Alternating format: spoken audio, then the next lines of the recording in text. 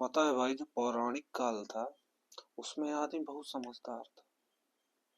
मतलब आप कहने के लिए कह सकते हैं कि पुराने लोग बहुत गए गुजरे थे, गोबर लीपा करते थे, आज आदमी भुगत रहा है। नहीं समझे? कैसे दे एसी वेसी कूलर वूलर, पहले ठंडाक हुआ करती थी, घर के अंदर कड़िया पर्ची हुआ करता था। मिट्टी के एक कमरा हमेशा मकान में ऐसे रहता था जहाँ कह लो कि एक दिन गर्मी में तुमको ठंडी लगेगा और ठंडी में तुमको गर्मी लगेगा, दनकेगा। वो अंधेला रहता था हमेशा। खैर ये सब बात पौराणिक काल की अच्छी चीज है, इनको बात करनी चाहिए। खैर, लेकिन आजकल जैसे लड़ाई होती है ना लोगों की, बेहतरीन लड़ाई होती है। कोई किसी से कुछ ले लिया तो गुंडे भेज दिए, कोई किसी से कुछ कर लिया तो ये कर लिया, नुकसान कर लिया। ऐसा नहीं है, पौराणिक काल में भी हुआ करता था लड़ाइयाँ। तो लड़ाइयाँ का शुरुआत होता है मतभेद से, फिर वो मतभेद बनता है मनभेद, मनभेद से बनता है शब्द भेद, और शब्द भेद से बनता है हथियार। फिर क्योंकि उसके बाद ऑप्शन नहीं रहता। लेकिन पहले के जमाने में क्या हुआ करता था कि ऐसे झोटी पीटा लड़ नहीं लेते थे लोग, बाकायदे पैटर्न का फॉलो करते थे। नहीं समझे? तो ऐसे सरकार तुमको नोटिस दी, तुमको बताई, तुम करो, ठीक है, तुम करो बाकायदे बढ़िया से। फिर अगर नहीं मानते हो तो फिर वो बुलडोजर भेजी, संपत्ति झटकी, जो की सो की, अपना की, जो हो जाने।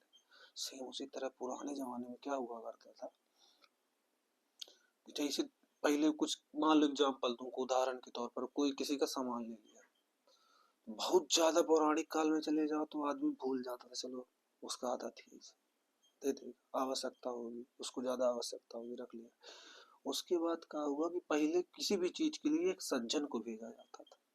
सज्जन मतलब साधु, संत, कोई अच्छा नागरिक, ठीक, ये हुआ। फिर वो आदमी उसके पास जाता था, बोलता था तुमने फला के साथ गलत किया, सही कर दो। आदमी उतने में मान गया, उतने में पहले उस जमाने का आदमी मान जाता था। समय बदला और आ गया है। तो फिर पहला स्टेप अगले जमाने में नहीं माना गया, संत की बात नहीं माने गई अगली पीढ़ी में। उसके लिए फिर पंचायत बिठाया गया, बड़े बुजुर्ग आया करते थे, बैठते थे, समस्या का समाधान करते थे, ठीक है। फिर क्या हुआ, आगे की पीढ़ी आई, उसमें बात बन जाती थी, सेकंड पीढ़ी वालों की उसमें बात उनकी बन जाती। फिर थर्ड पीढ़ी आई, ठीक है। थर्ड पीढ़ी थोड़ी उजागर, उत्तेजित, वो चाहने लगा कि अगर सामने वाले की गलती तो इसको सजा भी मिले। पहले माफ करने का जमाना था, मतलब इसको अब सजा मिले। तीसरी पीढ़ी है। चौथी पीढ़ी क्या है कि ये तीनों चीजें नहीं करती। चौथी पीढ़ी ये तीनों चीजें नहीं करती। वो क्या करती है, पहुंच जाते हैं घर ही, 5-10 लोग को लेके बकायदे, क्यों, हमारा सामान दो तो। कानून से हटके, समाज से हटके, परिवार से हटके, लेकिन हो जाते हैं ग्रुप में 10 लोग। और वही सिंगल लोग के यहाँ 10 लोग आ जाए तो लोग रोने लगेंगे।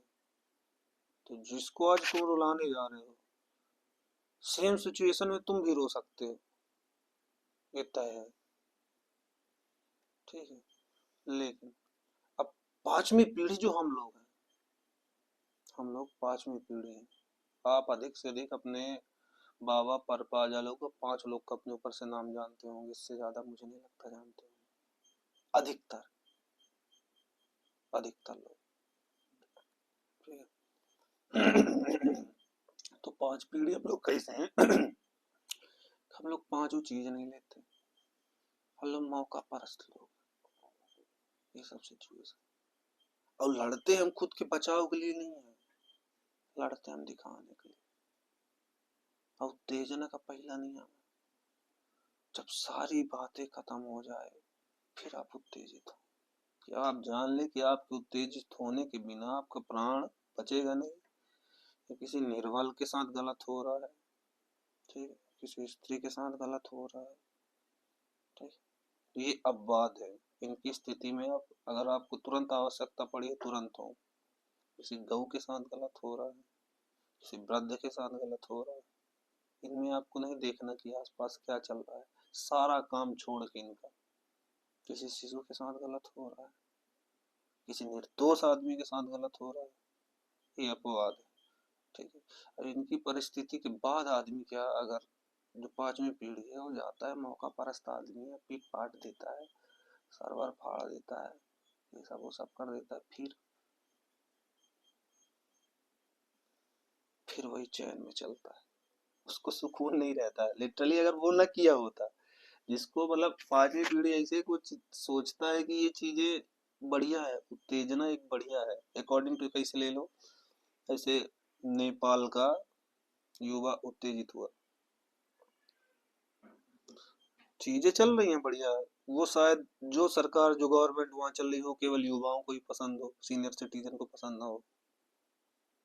ठीक है, सबको देखो, तुम्हारा सिचुएशन तुम्हारा है, नहीं समझे, मेरा सिचुएशन मेरा है, तो तुम्हारा सिचुएशन मेरे ऊपर नहीं आ सकता, मौलिक चीजें छोड़ के। ठीक है, सरकार आदमी केवल इसके लिए नहीं चुनता कि वो हमको ये चीजें मुहैया कराएगी, सरकार कभी कभी आदमी चुनता है मन की शांति के लिए, और सारा खेल मन की शांति का हो रहा है प्रेजेंट में, नहीं समझे, सरकार मैनिपुलेट करती है लोगों को, बहुत खराब, किसी कारण को बोल के, किसी चीज को बोल के वो आदमी मैनिपुलेट हो जाता है, वो तुमको दिखाएगी ये लो, ये है, ये गोला सा चीज है, ये बहुत सुंदर है, अगर ये तुम्हारे पास रहेगा ना, एग्जाम्पल दे रहा हूँ, ये तुम्हारे पास रहेगा तो तुम बहुत गर्वान्वित महसूस करोगे। जैसे नहीं किसी का मतलब एक ऐसे शायर है, मतलब कोई कहता है कि एक कमरे में मैं रहता हूँ, बाकी कमरे में तो मेरा वो वाला मेरे को नहीं है ध्यान, तो तुम लोग शायद सुने होगे, तो ऐसा आदमी रहता है। अब ये जो पांचवी पीढ़ी है ना, इसको उत्तेजित करने का काम कौन करता है, मतलब ये किसका देखा सीखी करता है,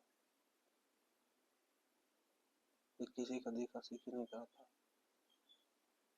ये बस खुद में ही अपने में ऐसे चिंतन मनन करता है, क्योंकि इसका जो साइकोलॉजी है ना ये बहुत कमजोर हो चुका है, नहीं समझे। जैसे ये जो पांचवी पीढ़ी है, इसमें पांच नहीं तीन वर्ग है, एक वर्ग जो अभी अभी जिनकी शादी हो रही है या फिर 3-4 साल से शादी हो गई, लगभग लगभग मतलब 32-33 साल का, या अधिक से अधिक 35 तक का, इनको करियर दिख रहा है, करियर मतलब बीवी बच्चे ये सब में बस यही लोग हैं। अब इन्हीं लोग का हर तीसरे दिन डिवोर्स हो रहा है, या हर दूसरे दिन मर्डर हो रहा है। उसके बाद एक वर्ग आया, ठीक है, मतलब एक लिमिटेड एज ग्रुप के बीच में, जिसको थोड़ी ऊपर का भी मिला है, थोड़ी नीचे का भी मिला है, मतलब थोड़ी टेक्नोलॉजी जानता है, और थोड़ी नया भी है और थोड़ी पुराना भी है, तो इनका दिमाग अटक गया है, जैसे कोरोना टाइम में 12th पास हुए वाले लोग। एग्जाम्पल है, मतलब ऐसे हंसने वाली बात नहीं है, वैसे वाले उनके आसपास वाले, या फिर उनसे 2 साल पीछे, 2 साल 3 साल आगे, ऐसे वाले, ये लोग का अलग, जो नए लोग हैं पूरा टेक्नोलॉजी में है, पर उनको सामाजिक समझ एक भी नहीं है, और जो ये वाले हैं कोरोना वाले, इनको सामाजिक समझ भी है थोड़ी, और थोड़ी फैशनेबल, मतलब कह दो कि वो है नए युग के हैं, और ये केवल नए हैं, इनको बस लिप बिप आना जाना, मतलब इन्हीं को बीच में अधिकतर ये सब चीजें हो रहा है, क्या मतलब सीधी शब्द में कहूँ तो बॉडी काउंट का शुरुआत ही ऐसे ही हुआ, मतलब यही लोग के बीच में ज्यादा ट्रेंड ये लोग मानते हैं, होते रहता है चीजें। फिर उसके बाद क्या हुआ कि जैसे मैं ये मेरी ये बातों से तुम ये मत समझ लो कि मेरा मानसिक ख्याल तुम लोगों से अलग है, पुराना हूँ, नहीं, स्पष्ट है मेरा, जैसे आदमी कुछ बोलता है उसके विचार होते हैं, मेरे विचार हैं जो स्पष्ट है, ये मुझे आया मैं आपसे कह दिया, लेकिन बात उसकी बात नहीं थी, क्या हो रहा था, उसको क्या कहते हैं, क्या बोल रहा था मैं शब्द, उत्तेजना, उत्तेजना युवाओं में ज्यादा है, इसका कारण पता है क्या है, इसका कारण है शिक्षा न मिल पाना। नहीं समझे? जो पौराणिक काल का आदमी था उसके पास बकायदे शिक्षा होती थी। जो साम दाम दंड भेद का सूत्र बना वो आज का नहीं है, इस युग का नहीं, वो पुराना ही चला है।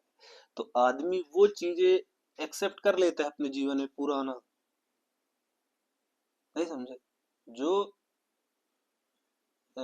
उसको अच्छा लगता है। जैसे नहीं, मैं अपने जीवन में वही चीज उतारूंगा जो मुझे अच्छा लग रहा हो, बताने वाले देने वाले चाहे कुछ भी हो। अब ये मुझे कोई मेरे ऊपर माया जाल फेंक दिया तो मुझे अच्छा लगने लगा हो तो अलग बात है। नहीं समझे? जैसे आप जिस लड़की से प्यार करते हैं, एग्जाम्पल ले लीजिए, वो उतनी खूबसूरत नहीं होती जितना उससे मतलब आपका लब चलने के उपरांत चलता रहता है बाकी लड़कियां खूबसूरत लगती है। नहीं समझे? सेम ऐसी सिचुएशन। नहीं समझे? जैसे लड़कियों के बीच में क्या होता है, जब तक उसका बॉयफ्रेंड नहीं बनता, अब वो किसी लड़के को पसंद करती तब तक ही वो बस उसको अमीर लगता है। एक बार बॉयफ्रेंड बन गया वो तो तुमको अमीर नहीं लगेगा। अधिक से अधिक महीना डेढ़ महीना खत्म। तो किसके शौक बढ़ते जाते हैं। और कोई कोई लोग बहुत नॉर्मल होते हैं भाई, जो जेन्युइन होते हैं। कुछ लोग को ये सब चीजों से फर्क नहीं पड़ता। उन्हीं को साथ लैला मजनू के दिए जाते हैं, पेल दिए जाते हैं यार। ये सब चीजें हंसी मजाक की एक तरफ, मतलब ये सब जोक है। मेन मुद्दा है उत्तेजना। तो अभी के लोगों के पास शिक्षा नहीं है। शिक्षा नहीं है मतलब कैसे? जैसे पुराना आदमी था तो उसको बताने के लिए एक गुरु रहा करता था। जैसे नहीं, राजा हैं, ठीक है, प्रधानमंत्री है उनके, महामंत्री, प्रधानमंत्री, बाकी मंत्री इधर उधर, अखबार के टाइम में चले। लेकिन वो सब लोगों की बात सुनने वाला पता है कौन था? एक आदमी और रहता था, राजगुरु, कुलगुरु। नहीं समझे? ये ऐसे तीन चार विद्वान लोग जो ब्रह्मचर्य का पालन करते रहते थे।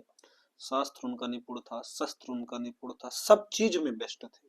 हर आदमी अपने एक राज्य में बैठा के रखता था। इसी तरह आपके घर में भी है, मतलब सभी के घर में होंगे, चाहे कोई भी धर्म का होगा वो सबके घर में होंगे। अगर वो सही है, मतलब वो आदमी सही है, तो तुम सही रहोगे। नहीं समझे?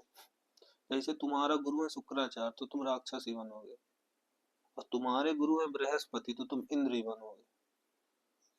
तो बहुत ज्यादा डिपेंड करता है कि तुम अपना गुरु किसको माने हो। ये पांचवी पीढ़ी, क्योंकि शिक्षा तुम्हारे दिमाग में कोई घुसेड़ नहीं सकता। ऐसे नहीं घुसेड़ सकता कि मुझे अब 2+2 नहीं कहना है, मुझे टू प्लस, जैसे मुझे 2+2 4 नहीं कहना, मुझे 2+2 6 कहना। अब मैं गलत हूँ, मैं मन बना लिया, मैं तो कहूंगा जैसे वो 16 दूनी 8, ये तो चलते रहता है। ये हंसी मजाक की चीज है, मुझे नहीं कहना, मुझे कोई नहीं मनवा सकता वो चीज, मैं नहीं सुनूंगा। क्योंकि मैं मान के बैठा हूँ, जैसे मैं मान के बैठा हूँ भूत होते हैं, जैसे बच्चा नहीं मान लेता तो मुझे रात को 2 बजे के लिए बाथरूम लगाई तो पाँव कहाँ पे? नहीं समझ? ये साइकोलॉजी है, एक तरह से कह सकते हैं आदमी। लेकिन मैं माने बैठा हूँ, और ये मनवा भी वही रहा है मन, क्योंकि हम उस बारे में सोच रहे हैं, फिर वो होते हैं, फिर सोचते जाते इसको ओवर थिंकिंग कहते हैं। बच्चा छोटे से ही ओवर थिंकिंग करता है। ऐसे नहीं बोलते उत्साही बनाओ। जैसे अर्जुन अपने सुभद्रा माता को गर्भ में तोड़ने का सुना है, वो निकलने का चक्रव्यूह से, मतलब जाने का राधे कृष्ण, जाने का सुना है, ठीक है, आने का निकलने का नहीं बता पाए, सो गई थी सुभद्रा जी। तो इसका बहुत बड़ा कारण पड़ता है घर में है बच्चे का, तो उसको जैसे इन्वायरमेंट मिलता है वो वैसे हो जाता है। तो यही ना कहते गुरु, गुरु से आशा है, गुरु नहीं शिक्षा नहीं मिल पाना, शिक्षा नहीं मिल पाना क्योंकि गुरु नहीं मिल पाना। गुरु क्यों नहीं मिल पाता? क्योंकि हम नहीं चाहते, हम कहीं से नहीं चाहते।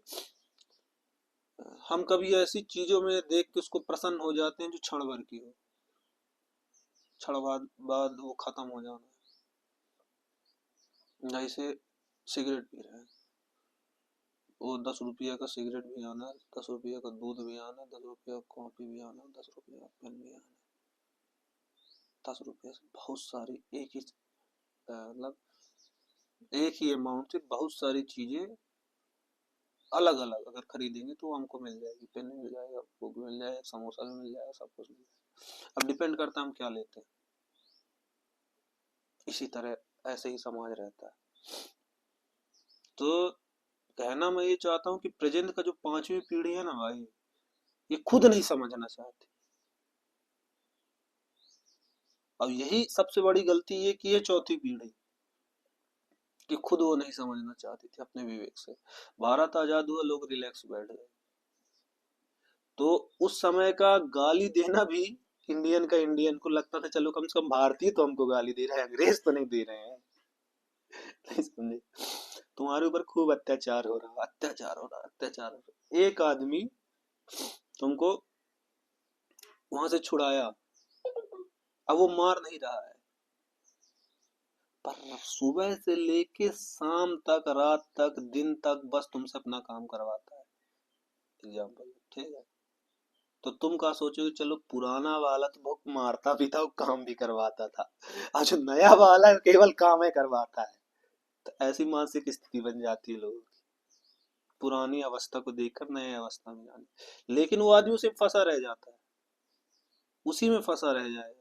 फिर अचानक निकलेगा, कोई आ जाएगा, गुरु मिल जाएगा, फिर कुछ हो जाएगा जैसा भी हो। या फिर अगर वो स्वयं सचेत है, अगर वो स्वयं सचेत है तो निकल जाएगा। लेकिन आम आदमी इससे नहीं निकल पाता, चाहे मैं आप हूँ, चाहे मैं हूँ, चाहे आप हो, फिर कोई भी हो। हर कोई गौतम बुद्ध नहीं बन सकता, हर कोई विवेकानंद नहीं बन सकता, क्योंकि ये बनने के लिए आपको आत्मचेतना की जरूरत पड़ेगी। लेकिन एक सफल आदमी बन सकता है कैसे? एक सफल नॉर्मल कह दूं कि अगर मुझे मुझे पता है अगर मेरी बात करने से मेरी समस्या का समाधान हो जा रहा है, तो वहां पे हथियार उठाने की आवश्यकता नहीं। जहां पे आपकी शालीनता की वजह से आपको जो चीज प्राप्त हो सकती है, और आपकी गंभीरता की वजह से वहां उत्तेजित होने का कोई अर्थ नहीं। और ये सामाजिक शिक्षा है, ये एजुकेशन सिस्टम नहीं देता हमारा।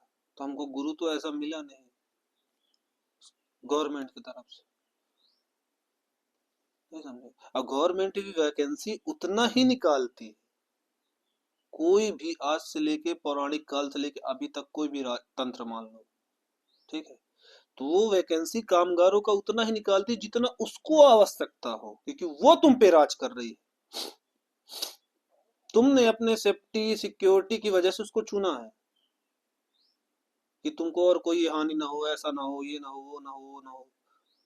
कहीं का बहुत अच्छा है, जहाँ की सरकार सब देती है, कहीं की नहीं है, तो तुमको चुना है, तो वो उतना ही निकालेगा। तुम उससे सवाल करोगे, तुमको सीधे सीधे जवाब नहीं देगा। या फिर आप में इतनी क्षमता हो कि आप जवाब ले लो।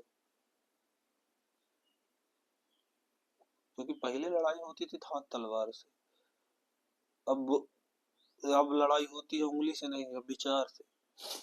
उंगली तो बाद में दब के आता है, इसे किसको देना है। तो आदमी ऐसा क्यों अपना विचार को विकसित नहीं कर पाता, जिससे, क्योंकि अब तो हथियार तुम उठा नहीं सकते सीधे सीधे तौर पे। एक देश से लड़ता है, पड़ोसी पड़ोसी लड़ ले तो जेल में आदमी चला जाएगा। तो उत्तेजना थी, अब तो तुम हथियार उठा नहीं सकते। अब उत्तेजना कहाँ दिखता है? रोडों पे, गाड़ियों पे, वोट मांगते, चिल्लाते, गाली देते, शब्द बकते, बकबकाते। आज का हथियार प्रेजेंट का है मुंह और दिमाग, आंखें, हाथ। इनको आप केवल नॉर्मल उपयोग कर सकते हैं, ऐसे धड़धड़ावन वाला नहीं कर सकते। खैर, मेन मुद्दा था सरकार शिक्षा नहीं देती, और सरकार शिक्षा नहीं देती तो ऐसा नहीं है कि आप अशिक्षित रह जाएं। आप बढ़िया गुरु चुने। गुरु से मतलब था हमारा कि आप अगर किसी को देख रहे हैं खाते हुए, तो वो देखें कि वो अच्छा लग रहा है, एक पैटर्न में ये भी रखें, और दूसरे तालिका में ये रखें कि यहाँ पे क्या सही होना चाहिए, और तीसरे तालिका में ये रखें कि क्या सही में सही है यहाँ पे, अब फिर उनमें से चुने। अब कोई आदमी ऐसे खा रहा है, ठीक है, आप सोच रहे हैं ऐसे खाना, पर समाज स्टैंडर्ड मान रहा है कि चम्मच से उठा के ऐसे खाओ। तो ये सब आदमी देख के चले, नहीं समझे? मैं दुनिया में नहीं जानता, देखो तकलीफ आदमी को जो होती है ना, वो एक अलग चीज है, ठीक है? लेकिन ये चीज मानता हूँ कि जितने भी मम्मी पापा होंगे किसी के भी, चाहे वो अमीर के होंगे, गरीब के होंगे, मिडिल क्लास होंगे, अपर क्लास होंगे, लोअर क्लास होंगे, जो भी होंगे, उनको अपने बच्चे का दुख सभी को एक समान लगेगा, सभी को एक समान लगेगा। तो अपने उत्तेजना के वजह से आपको खिला पिला के 6 से 7 फीट का कर दिए हैं बकायदे, ठीक है, वो उन्हीं का देन है अभी तक। तो अपना खून जाया मत करो, व्यर्थ व्यर्थ जो खून बह रहा है ना तुम्हारी नसों में, उनको बेमतलब का जाया मत करो, उनको सुरक्षित रखो। तुम्हारा नहीं है, तुम्हारा दायित्व उनके लिए भी उतना ही है। उसके लिए तुम्हारा तुम्हारा दायित्व अपने सर्वप्रथम तो खुद के लिए है, दूसरा अपने पेरेंट्स के लिए, तीसरा उस गुरु के लिए, चौथा इस समाज के लिए, फिर इस राष्ट्र के लिए। तो अपने जो खून को उसको व्यर्थ ना गवाएं। अगर आप बहुत मस्त लड़का हो, आपको लड़ना आ रहा हो, ठीक है, आज के जनरेशन में आप आर्मी जाइए। आप अच्छा चोट्टा हो, आपको चोरी वोरी करना बढ़िया आता हो, तिलौली उलौली मारना आता हो, यहाँ वहाँ करना होता है, तो आप बिल्कुल जासूसी में जाइए, रॉ का पढ़ाई पढ़ के, ठीक है। नहीं तो प्राइवेट अपने बना लीजिए कुछ वैसे जासूस वाला, आप अच्छा कर सकते हैं। जिस दिन सरकार पुलिस पुलिस को छोड़ के, ठीक है, पुलिस को बोल दे कि तुम अब घर में बैठो, अब चोरों को शासन दे दे कि आज से चोरी यहाँ तुम देखोगे, मैं लिख के बोल रहा हूँ, एक भी चोरी नहीं होगी। और चोरी होगी तो पुलिस वाले करते ही पकड़े जाएंगे कि साला हमारा नौकरी तो चला गया, ये हमारी नौकरी ले लेते, इनका हम काम बिगाड़ते हैं तो हमारी नौकरी हमको मिल जाएगी कि ये गलत काम कर रहे हैं। आज का जमाना इस एग्जाम्पल है, कोई वो नहीं।